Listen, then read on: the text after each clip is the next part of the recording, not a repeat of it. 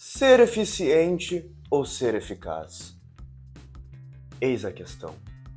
Qual é melhor? Na verdade, existe um melhor? Tu sabe a diferença entre ser eficiente e ser eficaz? Bem, vai por mim. Esses conceitos eles trazem resultados diferentes para as empresas. Só que não é uma questão do que é melhor e do que é pior. Muito pelo contrário, um depende do outro. Então, se tu quer saber mais sobre esses conceitos, o que são esses conceitos, que resultados eles trazem para as empresas e como que um pode depender do outro, fica aqui nesse vídeo que eu vou te explicar tudo, tá bom? Bora pro vídeo.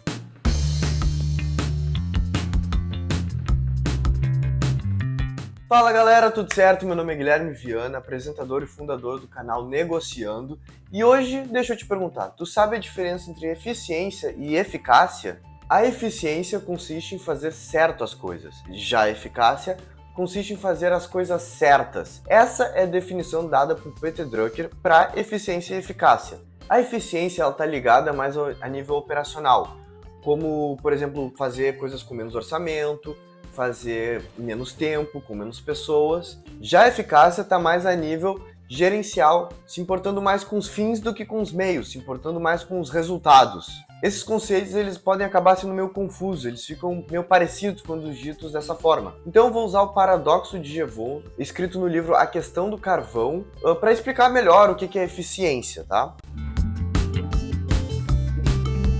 A Questão do Carvão é um livro escrito em 1865 pelo escritor William Stanley Jevons. Ele escreveu esse livro e nele ele demonstrou a preocupação que ele tinha pelo uso rápido do carvão que as fábricas estavam fazendo. Para ele, o aumento do consumo de carvão estava ligado às fábricas estarem sendo mais eficientes. O que é meio estranho, né?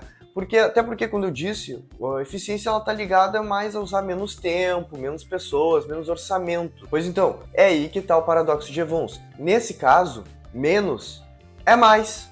Seguindo o raciocínio de Jevons, conforme as fábricas foram ficando cada vez mais eficientes, elas começaram a utilizar menos carvão, o que fez com que os custos diminuíssem. E com os custos diminuindo, eles diminuíram o preço. Aí a gente entra numa regrinha básica chamada lei da oferta e da demanda. A oferta e a demanda são dois fatores que são determinados pelo preço e pela quantidade. Para facilitar, vamos ver a demanda como possíveis compradores. Quanto maior for o preço, menor é a quantidade. E conforme o preço for diminuindo, maior vai ficar a quantidade de compradores. E a oferta, vamos pensar ela como a quantidade de produtos produzidos. E ela faz o caminho contrário, porque ela é feita justamente para suprir a demanda. Então, ela faz o caminho contrário. Quanto menor o preço, maior a quantidade. Tudo isso é feito para a gente achar um ponto de equilíbrio. Mas não vamos aprofundar muito, vamos voltar para o paradoxo de Jevons. Conforme as fábricas foram diminuindo os custos e os preços, maior foi ficando a demanda. E para suprir essa demanda, eles tiveram que produzir uma quantidade maior de produtos, fazendo com que eles tivessem que usar uma quantidade maior de carvão. Quando olhamos para uma visão micro, nós vemos que a quantidade de carvão utilizada por produto foi menor, mas numa visão macro, a quantidade de carvão utilizada era maior. Vocês entenderam agora o paradoxo? Ok, Gui, entendi.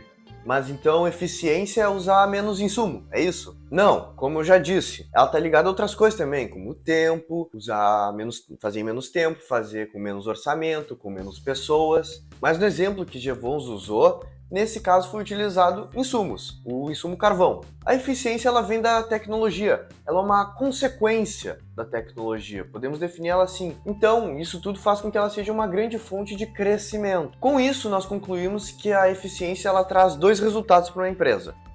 A eficiência promove o acesso.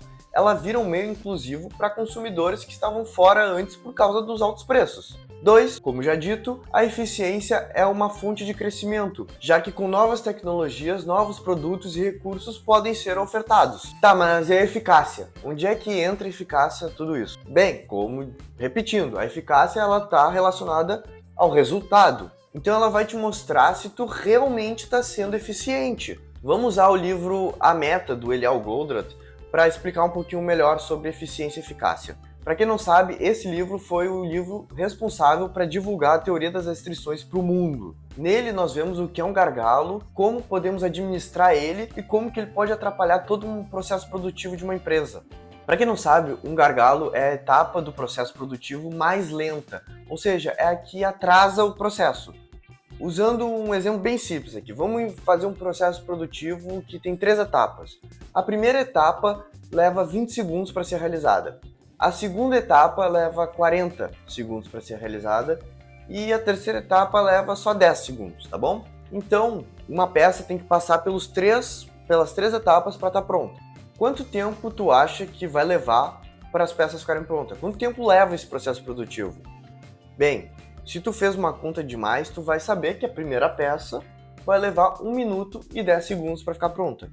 Agora, a segunda peça vai levar 1 minuto e 30 e assim em diante. Porque o que vai acontecer?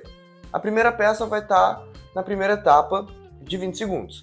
Passando-se 20 segundos, ela vai para a segunda etapa, que vai levar 40 segundos. E a segunda peça vai entrar para os 20 segundos, na etapa de 20 segundos. Passando-se mais 20 segundos, a segunda peça está pronta para ir para a segunda etapa. Só que a primeira peça ainda está usando a máquina da segunda etapa. Então ela ainda não está pronta, porque precisa de 40 segundos. Então ainda faltam 20 segundos para ela ir para a terceira etapa, o que acaba criando um estoque inacabado aqui. E nisso já entra a terceira peça na primeira etapa.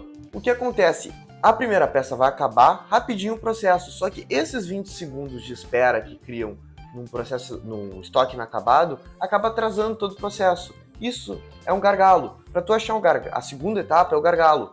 Para tu achar um gargalo, é só tu olhar qual etapa do teu processo está com estoque inacabado, ou com um maior estoque inacabado. Só que muitos administradores não veem esse problema, eles acham mesmo que é só fazer a conta, que 20 mais 40 mais 30, 1 minuto e 10, e é esse o tempo do processo produtivo deles. Eles não se ligam que tem um gargalo ali que atrasa todo o processo, tornando um processo mais longo. E esse é o problema do personagem do livro A Meta. Tá, Gui, mas o que tudo isso tem a ver com eficácia? O personagem do livro, ele tá indo mal com a empresa. Ele comprou um maquinário que, na teoria, aumentava 20% da eficiência do processo dele, porque diminuía 20% de uma etapa do processo. Ou seja, na cabeça dele, o processo estava 20% mais eficiente. O problema é que, por ele não ter essa noção de gargalo e de estoques inacabados e tal, ele acabou comprando um maquinário que ficava numa etapa antes do gargalo. Então, vamos supor que a etapa dele fossem as 3 que a gente criou. Ele diminuiu o processo, a primeira etapa, de 20 segundos para 10. Só que não adianta nada, porque o estoque inacabado que vai ficar entre a primeira e a segunda etapa só vai aumentar, porque o gargalo continua com 40 segundos.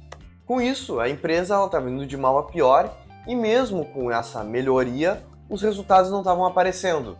Ou seja, eles não estavam conseguindo ser eficazes. Lembra que eu disse que uma coisa está relacionada à outra?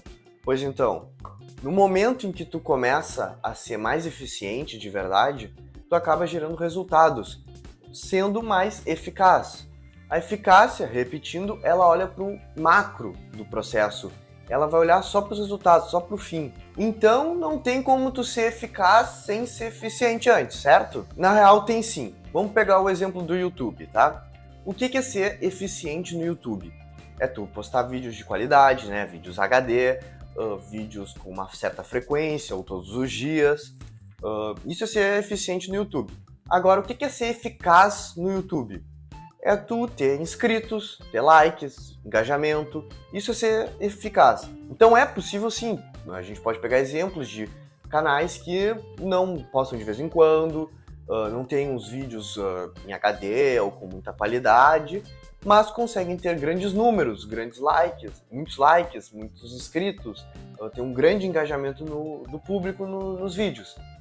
E enquanto tu vai ver canais que são eficientes e não vão ter a mesma quantidade de likes, a mesma quantidade de inscritos, mas tu vai ver o vídeo em HD, o vídeo está bem feito, está bem escrito, a pessoa que apresenta é boa, e então eles estão sendo eficientes, mas não estão sendo eficazes. Só que o problema de tu ser eficiente sem ser eficaz é que uma hora vai esgotar. As pessoas vão cansar de ver vídeos que não são HD, que a pessoa fala mal, que vão cansar, e daí como é que fica?